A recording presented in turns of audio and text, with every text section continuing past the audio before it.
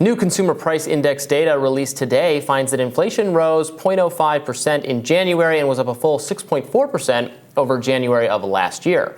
Notably, key measures like food and gas prices are still up. This comes as a new study conducted by the Conservative Media Research Center finds that last year's coverage of inflation and pandemic economic woes by ABC, CBS, and NBC networks rarely made mention of President Biden, effectively giving the commander-in-chief a pass on the issue, according to researcher Rick Noyes. Quote, virtually all of the network's full-length reports included multiple interviews with consumers angry about the high prices, plus families on tight budgets who are being financially crippled, Noyes continued. But the networks rarely connected the widespread misery to the president and his policies. Meanwhile, over on Fox News Network, evening talk show The Five is cable's only program to score over 3 million total viewers and over 400,000 viewers in the key 25 to 54 age demographic. Yeah, they're last killing Friday it. night.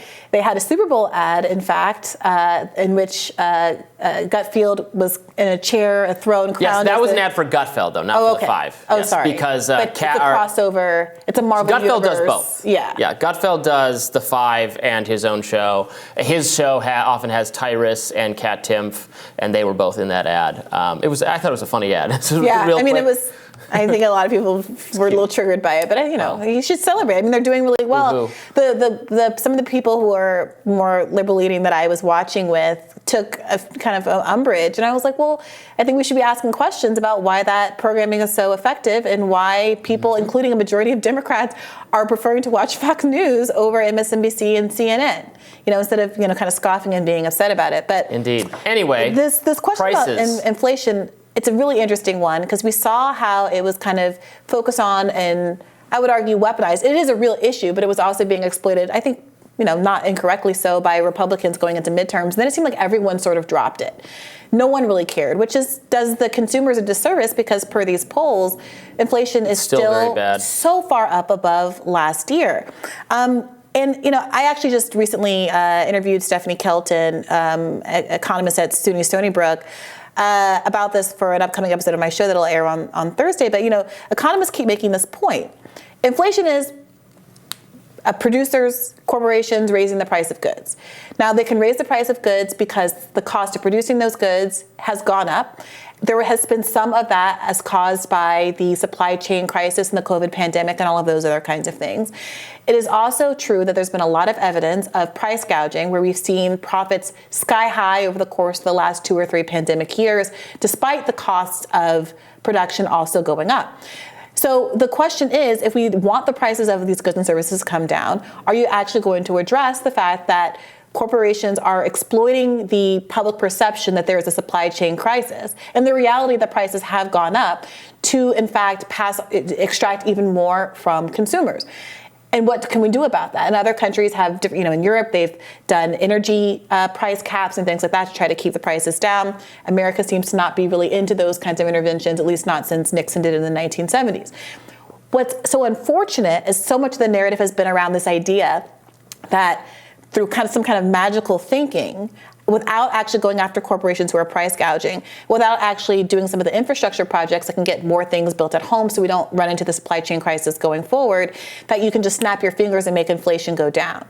And while I have no great sympathies for Joe Biden, if you're not willing to actually implement policies that go after the root of the problem, simply saying Biden is in office and inflation is up and that's why it's bad, people are not making strong arguments about how it is that these checks that went out 2 years ago now are causing producers, corporations, to have to raise their prices to the extent that they have. And until people can make that connection, our read said, people aren't making the connection to the Biden administration.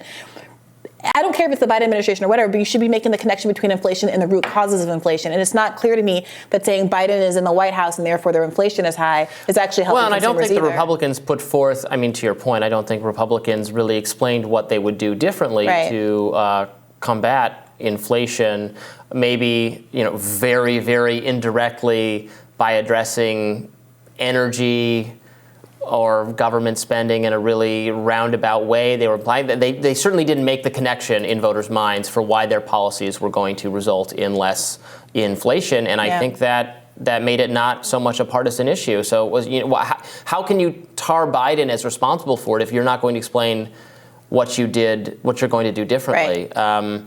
And what we do know, and if you credit global food prices being too high as having something to do with the Ukraine crisis, which I think is fair, say that, spell out how our commitment there makes energy prices worse there, which has indirect effect because of the supply chains on food and gas and everything else here. Spell that out. But again, Republican leadership until very recently was not sounding any notes that were different from the Biden administration. Yeah, maybe that's changing, but spell it out, because people understand how this is indirectly coming back to them on the price of everything. Yeah, and look, economists are clear that there are basically 4 sectors that are really driving inflation, and people are experiencing this in real time, right? It's energy. People know what the price is at the gas pump. It's food. People know what the price is at the grocery store. It's healthcare. People know about their soaring healthcare costs. And the last one is education. We all talk endlessly about the unaffordable cost of college. So are people going to start putting forward policies that actually are key toward bringing in the prices down? Again, inflation isn't some magical hocus pocus. It's just bringing the cost in those sectors down. What can you do to do that? Now, Stephanie Kelton and others have argued that decreasing healthcare costs, Medicare for all, would be enormously deflationary. Having free public colleges and universities, it's enormously deflationary. Frankly, Green New Deal energy transitions, although having a much longer time horizon, could be deflationary. But again, we're all doing this like political brinkmanship instead of just simplifying it and saying, how do we bring down the cost of these sectors that are driving inflation? Yeah, I think it's fair. You and I would disagree on price caps for private sector products, but healthcare is not a private sector product necessarily. And unfortunately, it is in America. is certainly not. I mean, industries that are, what I mean by that is industries that are aggressively subsidized by and run by the government should be then affordable to the people who are supposed to use those services. Agriculture is one of them. Doesn't make as much sense. Yeah. I'm saying I think the government has more right to set. I mean, the government has to set the price of tuition at some point for universities where it's giving them tons of money, and then where it's going to come up with some scheme to eventually forgive the loan debt by if they pay back a portion of their income or have some policy. What is the incentive then for the institution to keep the price low? I agree. At all? It doesn't make any sense. I agree. Those policies make a lot more sense in tandem than separately. Yeah. So they need to do something like that. But anyway, the food prices are clearly bad. I've been noticing it at my grocery bills are just obscene week after week.